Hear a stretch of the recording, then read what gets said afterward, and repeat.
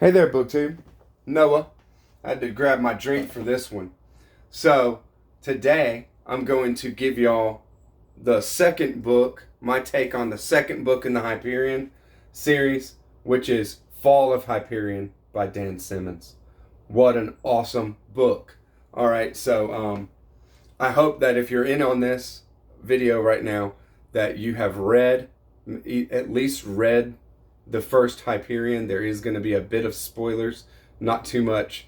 I'm just going to basically go over some of the stories that are told, because the first book, Hyperion itself, is basically the pilgrims telling stories, telling their story of how they have gotten wrapped up with Hyperion and why they're on the on this pilgrimage.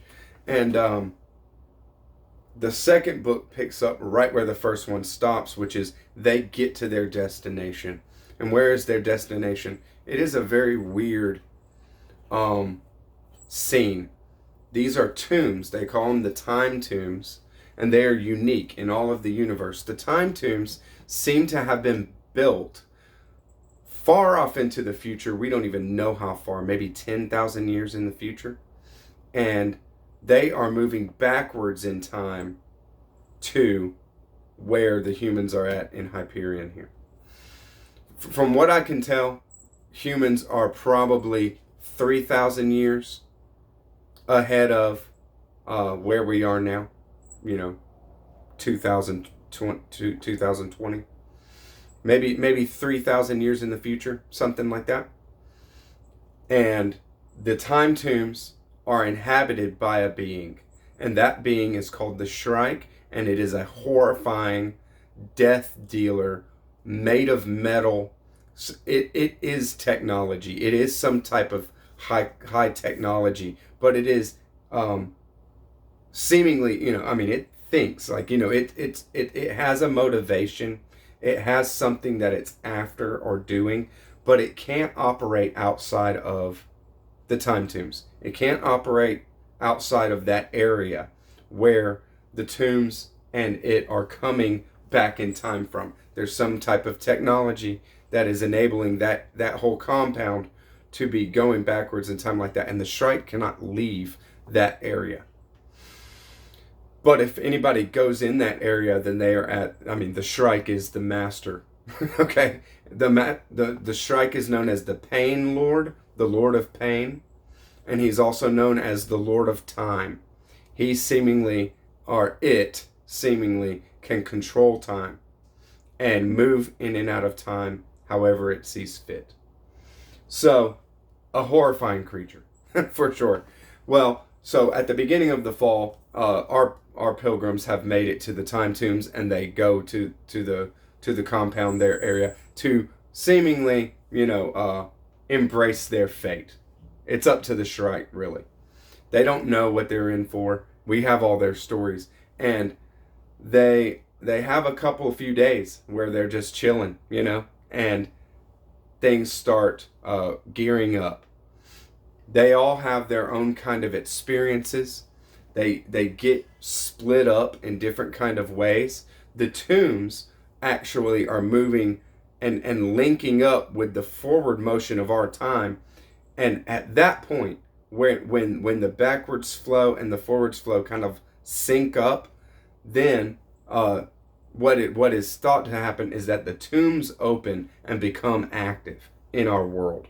So that's what happens, and the pilgrims get all all having their own experiences. They don't all separate, but they're a few groups separate. One of them, the colonel, he's a warrior. He gets completely separated. He's on his own kind of path, his own journey with it, which is awesome. This book is very high action, very, very high level sci-fi, maybe even philosophical to spiritual sci-fi. It is awesome. Some of the best stuff that I've ever read. We have, along with what I've just said there, we have a group of evolved human beings named the Ousters that are part of an experiment, I guess, that humans did when the Earth was being destroyed.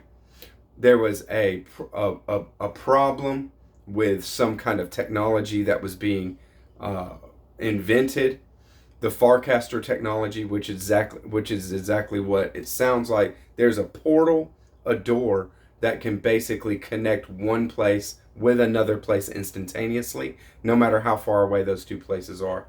So there are Farcasters, there are portals on every planet that the human beings are that are connected by the human being government called the hegemony.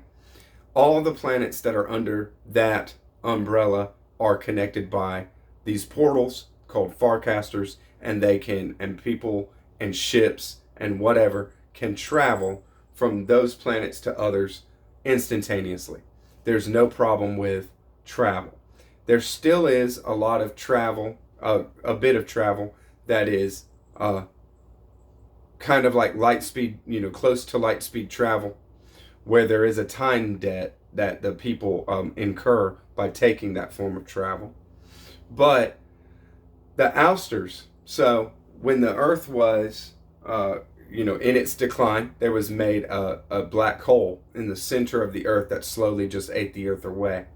When that had happened, human beings went out to all kinds of planets in order to try to save our species and to have some place to live. We started terraforming planets and all that kind of thing, terraforming Mars, of course, and then we seeded in Dan Simmons' Hyperion. The universe itself is just seeded with human DNA. So there is like some humanoid figures that are very, very evolved, that have learned to live in space, that have learned to live on asteroids or whatever, learned to live on all different types of planets, all different kinds of environments, and live in zero G, live in space, basically. And these evolved human figures, Ousters is what they're called, are coming back towards the hegemony, towards the human society, and they believe that they're coming to war. They're going to Hyperion first, and everything is focused on Hyperion. Those time tombs, that Shrike, and what this is, because this is a crucial moment in the future history of humankind, and it comes to an awesome climax. This is very, very high level writing. There is so much mystery and so much that you're just along for the ride for. By the halfway point, I was kind of reeling and just going, oh my God, I need more. Like, what? You gotta give it to me. I can't stick with all this mystery and all this just unknowns everywhere. Everybody was in crazy situations, and it is just an amazing thing. We can get into it some more. Maybe do some spoilers in the future videos.